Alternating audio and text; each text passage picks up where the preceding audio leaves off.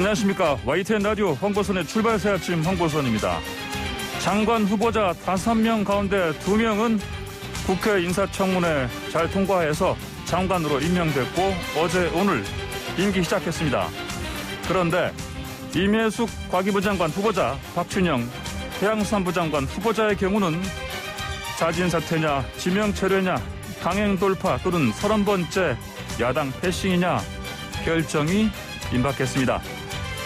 이른바 투빅, 김부겸 총리 후보자, 김호수 검찰총장 후보자, 이 둘의 청문회까지 내다봐야 하는 당청의 고민이 깊을 텐데요.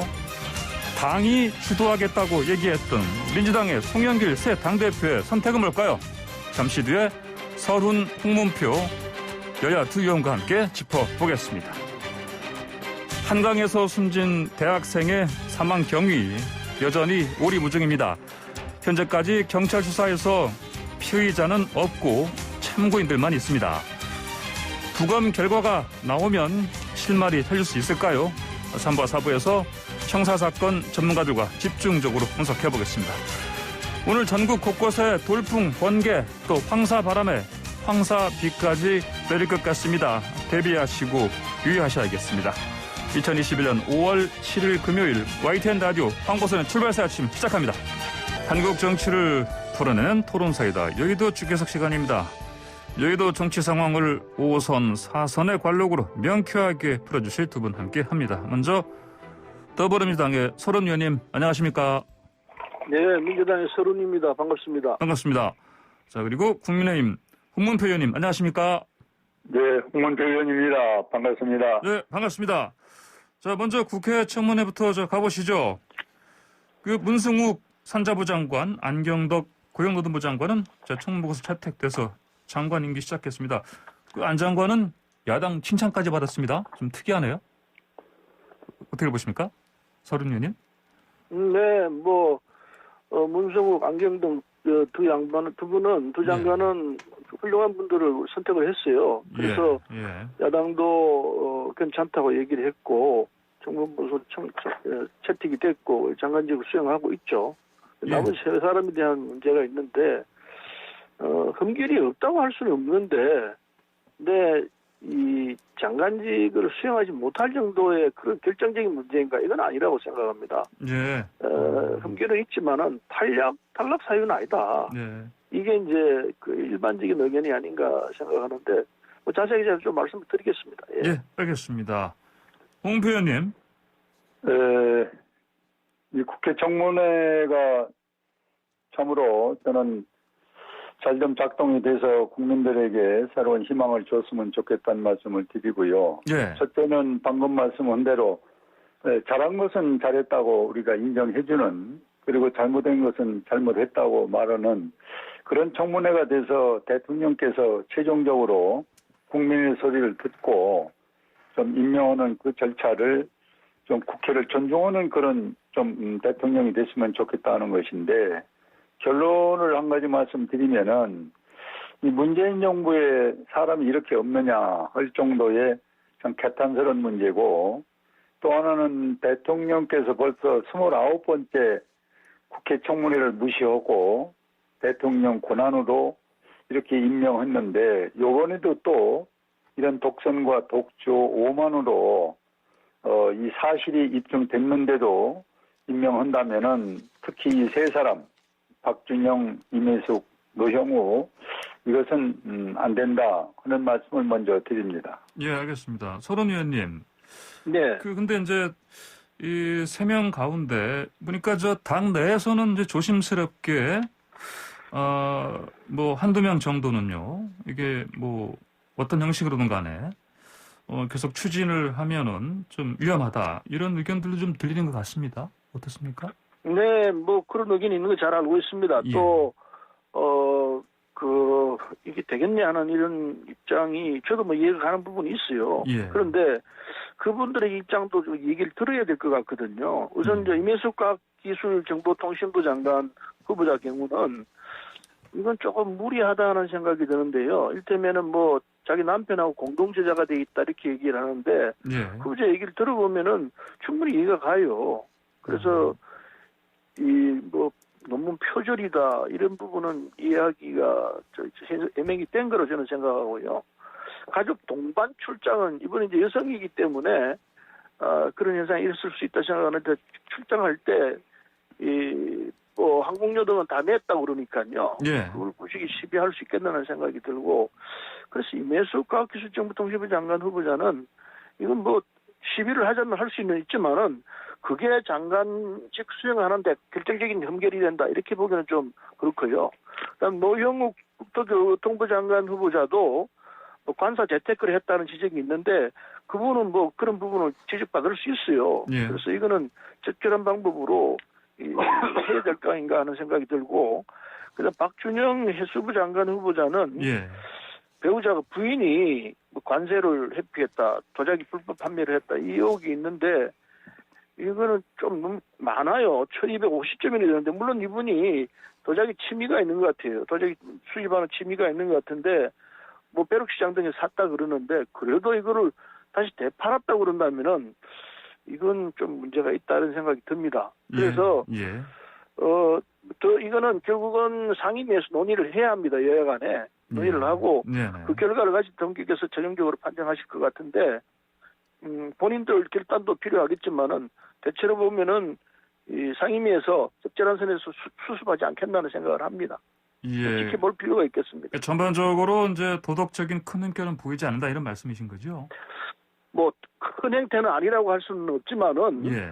어쨌든 본인들의 의견을 들어보면은 일견 이해가 되는 부분은 있긴 있죠. 그러나 그렇다 하더라도 장관으로서 지금 엄격한 도덕성을 요구하고 있는 상황이기 때문에 예. 이분들이 갖고 있는 장관직 수행을 할 수 있느냐 하는 문제에서는 역량과 능력 면에서는 인정이 되는데 도덕성 문제가 이렇게 있다면은 국민 정세에 비춰볼 때 또 그렇게 함부로 결정할 수 있는 문제는 아닐 수 있죠. 예, 알겠습니다. 홍은표 의원님, 이제 박준영, 임혜석, 노영욱 후보자 세 명 다 부적격입니까? 저는 뭐 한마디로 이 세 분 다 부적격이 넘치고 넘칩니다. 그 첫째 이유는 예. 어쨌든 장관이라는 자리가 도덕적으로 불법 탈법해서는 안 되는 그런 아주 중요한 자리인데 지금 박준영 후보 같은 경우 이 영국이라는 나라가 얼마나 고풍스럽고 또 이 도자기라든지 이런 문제를 중요시하는 그 문화에 아주 그 고도의 그 발달된 나라고 중요시하는 나라인데 여기서 1250점을 이렇게 이건 뭐 밀수꾼도 아니고 이건 뭐 상식을 너무 벗어났기 때문에 이 문제는 뭐 말할 수 없는 울법적인 사례이기 때문에 차진 사퇴했으면 좋겠고 이면서 우리 그 후보께서도 이 제자 논문을 18군데를 남편하고 공동 자기들이 연구해서 했다 이렇게 도용을 해버렸는데 이거는 말이에요. 참 도덕적으로나 또 그 학교 그때 당시에 그 관여에 있었던 아마 주변 사람들도 들고 나오는 것 같아요. 이건 너무 지나치다. 제자를 가리키는 입장이 돼야 되는데 그걸 도용해서 이렇게 그것도 자기 혼자가 아니라 남편까지 여기 가담해서 했다는 것은 있을 수 없다 해서 이건 뭐 상당한 저는 깊이 문제가 있다고 보고요.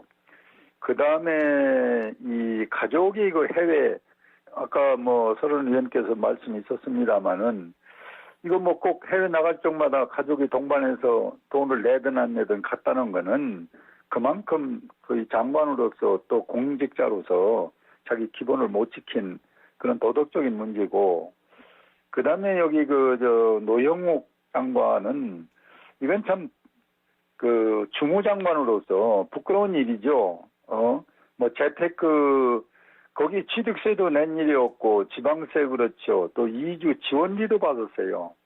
이렇게 어떻게 보면 파렴치한 일인데 이런 것들은 저는 자진해서 대통령에게 부담 주지 말고 사퇴해서 좀 더 여기 적임자 전문성도 있고 투명하고 깨끗한 분을 좀 대통령 임기 1년 남았는데 좋은 장관 후보를 다시 임명했으면 좋겠다 이렇게 말씀을 드립니다. 알겠습니다. 서른 의원님, 네. 신임 송영길 당대표께서는 이제 청에 맞서서 당의 목소리를 확실히 내겠다 이런 얘기를 했었거든요. 그래서 어떻습니까? 또 뭐 일각에서는 이제 지금 송 대표가 고민을 좀 하고 있는데 어떤 뭐 판단을 내리겠다. 근데 판단이 어느 쪽으로 갈지 지금 궁금한데요. 뭐 이를테면은 뭐 임명 철회 쪽으로 자진 사퇴 쪽으로 어떤 뭐랄까 이쪽으로 방향을 잡아야 된다. 이런 쪽으로 목소리를 낼 수도 있지 않겠습니까? 송 대표가 어떻게 뭐 낼 수 생각하십니까? 있죠. 뭐 그건 예. 항상 우리가 해오던 일이니까요. 예, 예. 청와대하고 의견 조율도 하지만은 상황을 봐서 이 사람 도저히 안 되겠다면은 자체적으로 그 독자적인 입장을 얘기하죠. 저 양반은 안 되니까 처리해야 된다 이런 얘기를 해왔으니까요. 예. 상임위 내에서 먼저 얘기를 풀어야 할 부분이 있다고 봅니다. 여야간에 합의를 하고 네. 그 상황이 잘 정리가 안 되면은 우리가 독자적으로 또 판단하고 그렇게 청와대하고 상의해서 할 수 있죠. 예. 우리가 독자적으로 모든 걸 다 한다. 이건 또 좀 지나친 이야기가 일 수 있고 예. 상의해서 하면 되죠. 예. 홍문표 의원님, 네네. 만약에 지금 이제 부적격으로 판정을 내린 박 후보, 임 후보, 노영 후보 이 세 분이 만약에 장관으로 임명이 된다. 그러면 어떻게 대응하시겠습니까? 저는 뭐 얼마 전에 서울 부산 보궐선거를 치러서 우리가 민심을 봤는데 이것을 무시하고 다시 또 오만 독주로 뭐 그런 거 상관없다. 우리 식대로 하겠다. 이렇게 밀고 간다면은 저쪽은 국민 무시하는 것이죠.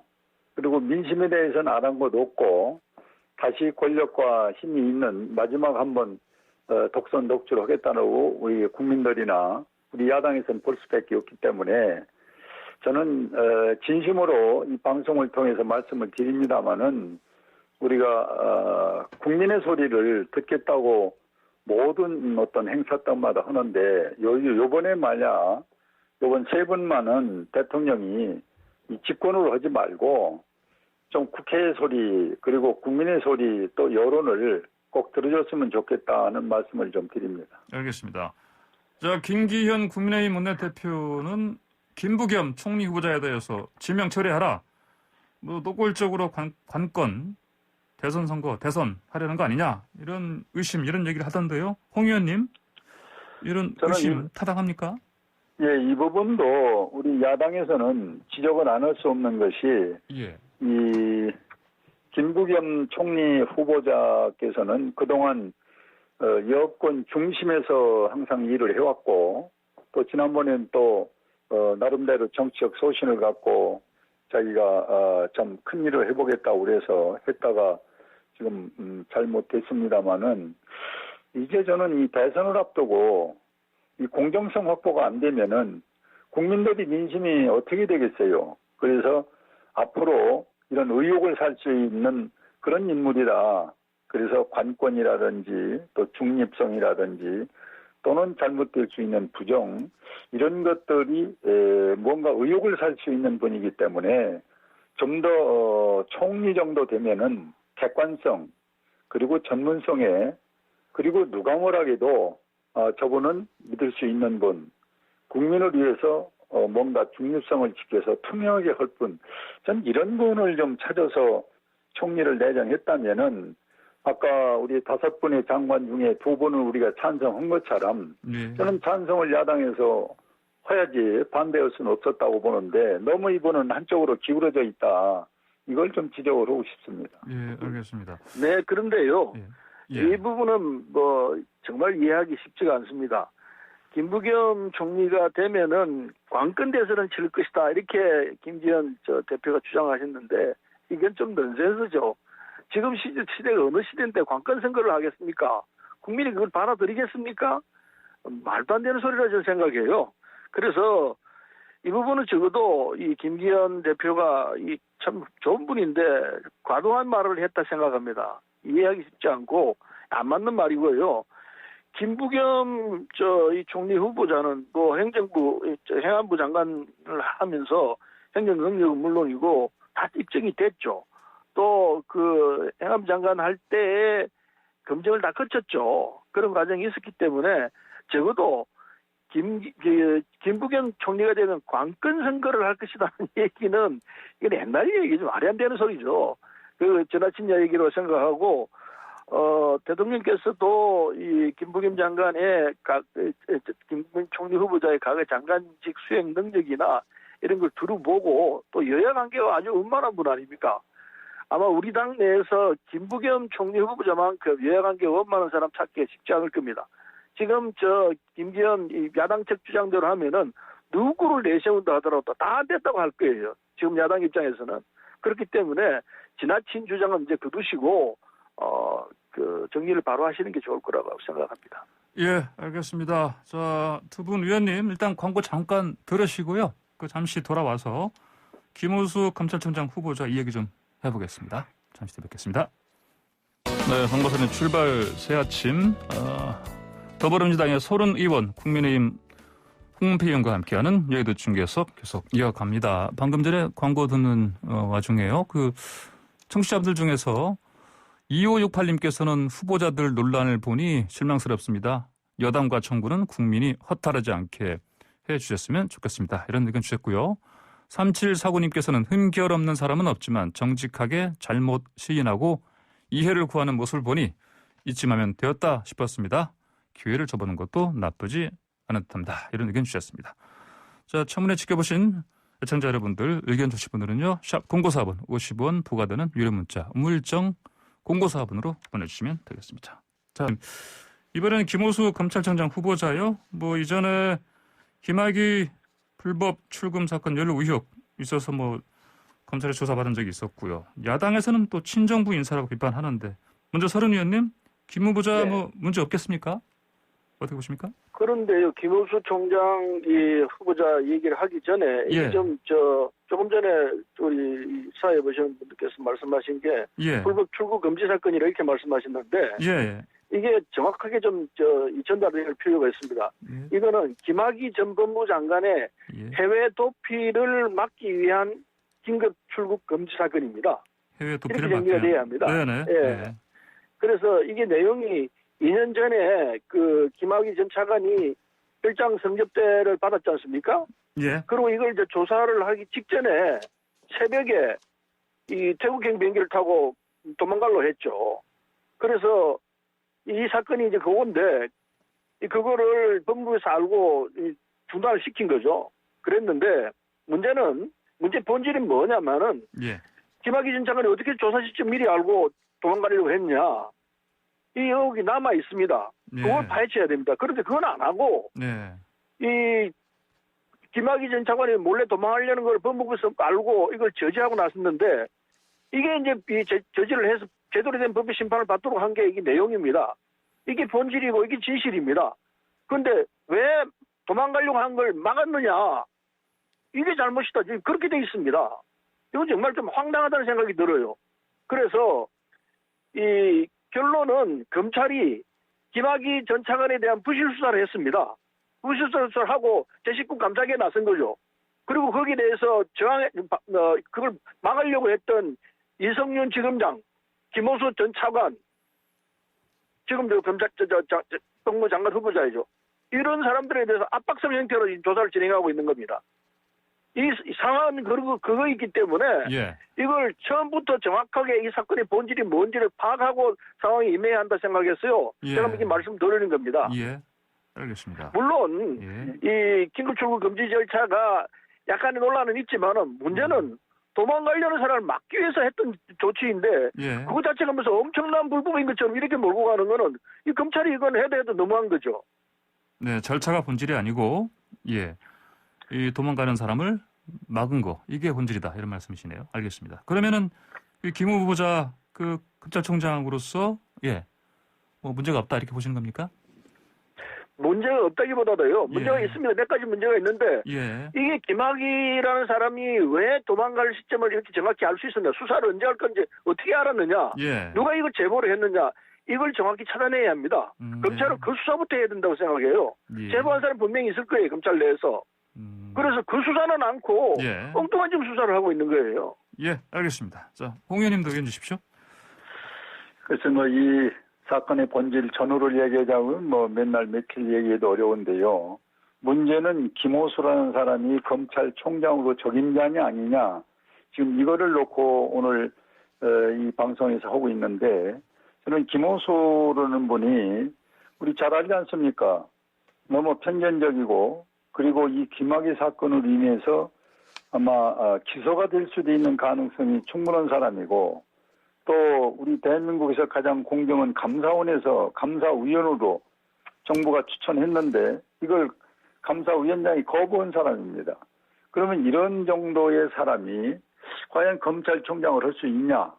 또 한편으로 기울어져 있는 것은 박상진이나 조국, 추미애 전 법무부 장관을 보좌했던 사람 아닙니까?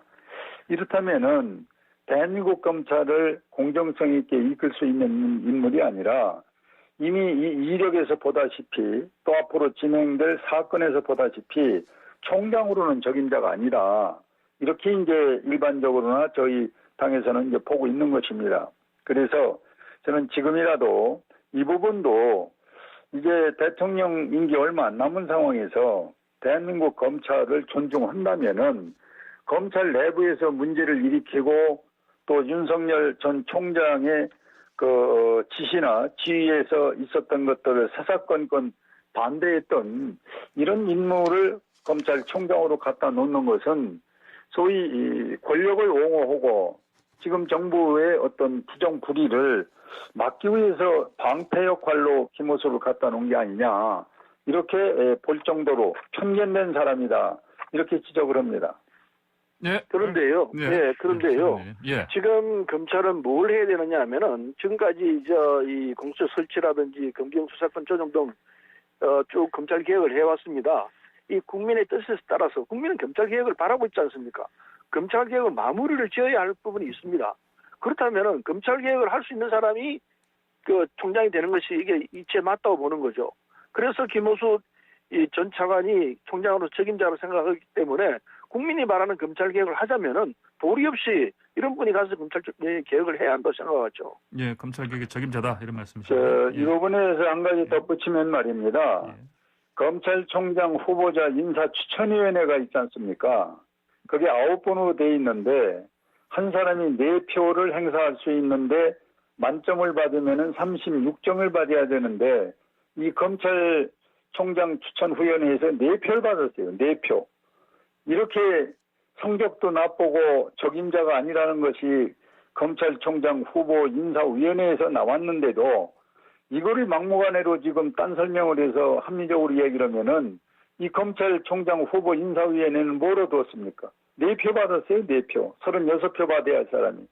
이런 것들로 봐도 이건 적임자가 아니다. 이렇게 지적을 합니다. 예, 알겠습니다. 자, 다음으로요. 유시민 노무현재단 이사장 기소 공방 좀 보시죠. 자, 검찰권 남용이다. 친문의 내로남불이다. 여야 입장이 다른데 먼저 서른 의원님 기소 잘못된 겁니까? 어떻게 보십니까? 기소 잘못됐죠. 예. 유시민 이사장이 예. 그 발언한 것은 한동훈 검사장을 명예훼손을 했다는 건데 예. 유시민 이사장은 한동훈 검사를 지칭해서 한 게 아니에요. 이렇게 얘기했습니다. 대검 반부패 강력부가 노무현재단의 계좌를 불법 추적했다 이렇게 주장했던 거거든요. 대검 반부패 강력부가 했다 이렇게 얘기를 했는데 이게 왜 한동훈 검사장이 명예를 훼손한 게 됩니까? 그렇지. 이건 본인을 직시해서 한 게 아니기 때문에 이건 명예훼손이라 볼 수가 없는 거죠. 우리는 그렇게 생각합니다. 그래서 거기다가 이 유시민 이사장이 이 사건에 대해서 정중하게 사과를 했습니다. 사과한 게 다 우리가 이해를 알고 있습니다. 그렇기 때문에 명예훼손이라는 게 일단 그 상황에 대해서 정확히 잘 모르고 그리고 한동훈 검사장을 상대로 해서 한 지적이 아니기 때문에 한동훈 검사장이 나와서 나에 대해서 명예훼손을 이렇게 주장하면은 나는 이게 법리에 맞지 않다고 생각하고 이건 기소가 될 수가 없을 거라 생각합니다. 더군다나 본인이 정중하게 그 부분에 대해서 정확히 몰랐던 부분이 있기 때문에 내가 반부패 부를 상대로서 얘기했던 것이지 한동훈 개인을 위해서 했던 건 아니다. 이렇게 했고 사과를 정정하게 했기 때문에 이걸 다시 기소를 하고 운운하는 부분은 이건 일종의 보복이다라고밖에 볼 수가 없습니다. 보복이요. 예, 알겠습니다. 홍표 의원님? 저는 이 문제가 오늘 이 중요한 방송에 이 어려운 시국에 지금 유시민이가 누굽니까? 뭐 때문에 이 사람의 얘기를 난 이 공중파를 통해서 기소가 되고 뭐가 되고 논쟁을 하는지 저는 이해할 수가 없어요. 유시민이가 이제 자연인이고 이 사람이 무슨 어떤 지금 위치에 있습니까? 저는 이 문제를 다룬다는 자체가 어떻게 보면 참 부끄럽고 창피하다는 말씀을 드리고 두 번째는 이분께서 아주 정중한 사과를 했습니다. 허위사실 유포, 내 잘못했다. 용서해달라. 예. 그러면 그걸로 다 죄를 진 거예요. 예. 문제는 과거에 이와 똑같은 사건으로 조현 경찰청장이 구속됐었습니다. 이 유시민도 이거 구속을 해야 돼요. 본인이 잘못했다고 사과했는데 유시민이 무슨 대단한 사람이라고 이 사람은 풀어놓고 이런 공방을 합니까? 이거는요, 법이 원칙이 있다라면은 또 정의가 있다면은 똑같은 사건에서 한 사람은 구속되고 이 사람은 풀어주고 그리고 또 이걸 기소했느냐 안 했느냐 논쟁하는 자체가 저는 이거 참 얘기거리가 안 되는 걸 왜 이런 걸 놓고 공방을 하는지 이해가 가지 않는다 말씀을 드립니다. 예. 명예훼손건 관련해서 구속된 사례는 지극히 대부분입니다. 대통령에 대해서 욕하고 온갖 소리 다 했는데도 대통령이 풀어줬지 않습니까? 근데 명예훼손 가지고 구속된 사례는 아주 드물고 오히려 이 사건은 한동훈 검사장이 채널A 기자하고 같이 공모를 해가지고 했던 사건입니다. 이 검언유착 사건의 이제 전형적인 사례인데 한동훈 검사장이 자기 갖고 있던 핸드폰을 안 내놔서 비밀번호 안 푸는 바람에 이 사건이 지금 종결이 안 되고 있습니다. 오히려 이거는 한동훈 검사장이 자기가 갖고 있던 핸드폰의 비밀번호를 오해마치고 사건을 정확히 해결하도록 해야 되는데 검찰은 지금 뭐 수수한다고만 그래놓고 지금 그냥 미궁에 빠지고 있어요. 예. 이게 이 사건의 본질인데 이것도 똑같아요. 예, 알겠습니다. 홍 의원님 그러니까 마지막으로 말씀 듣고 좀 마무리해야 되겠습니다. 예. 유시민 사건은 더 이상 이 중요한 공중파에 할 필요가 없습니다. 무슨 가치가 있다고 이렇게 논쟁을 합니까? 그리고 대통령 모욕죄로 뭐 했다는 아까 그 말씀도 대통령이 나 욕해도 좋다고 그래놓고 그 기분 나쁘다고 해서 기소 붙여놓고 지금 풀어준다. 이 국민들이 웃어요. 이런 것은 하면 안 됩니다. 예, 욕을 해도 상식적으로 해야지요. 엉거소리 다 하면 그걸 그냥 인물 만들어서 뿌리고 그게 잘한 겁니까 그게? 에이, 그게 공중파에서 말도 못하게끔 지금 욕을 했어요. 그래도 용서를 하겠다는데 그걸 대놓고 또 그냥. 알겠습니다. 자, 오늘 두 분의 열띤 토론 여기서 마무리해야 되겠습니다. 두 분 말씀 감사합니다. 네, 지금까지. 고맙습니다. 네, 지금까지 서른 더불어민주당 의원 홍문표 국민의힘 의원과 함께했습니다. 네, 황보사연 출발사 아침 2부 마치 잠시 3부에서는요 한강에서 숨진 대학생 이 사망 사건 집중적으로 살펴보겠습니다.